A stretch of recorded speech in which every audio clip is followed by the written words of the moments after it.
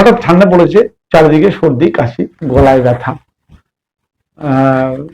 সঙ্গে কফ, টনসিলের সমস্যা, এই ধরনের যে কোনো সমস্যায় একটি মারাত্মক পরীক্ষিত চিকিৎসা সেটা হচ্ছে প্রাকৃতিক চিকিৎসা।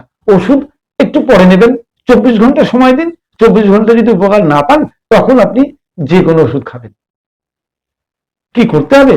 খুব সোজা, বেদানার ছালগুলো নিয়ে নিন। কতটা?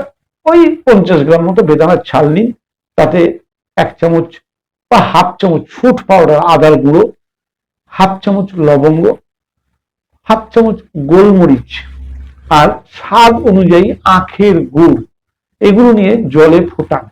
একটু গোলমরিচ, আপনার লবঙ্গ, এগুলোকে একটু কুটে দেবেন। 1 গ্লাস জলে ফোটান, ফোটাতে ফোটাতে যখন জলটা 1 কাপ হয়ে যাবে ছেঁকে নিন।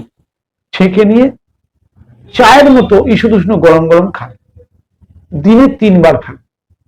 প্রথম দিন খান, তাহলেই বুঝতে পারবেন দ্বিতীয় দিন কোনো চিকিৎসার দরকার আছে কিনা। ঘরোয়া রেসিপি, সাইড এফেক্ট কিচ্ছু নেই। একবার তো প্রয়োগ করে দেখুন না, যদি আপনি সুস্থ হয়ে যান আপনার বহু টাকার ওষুধ, ডাক্তারের ভিজিট বেঁচে যাবে কিন্তু।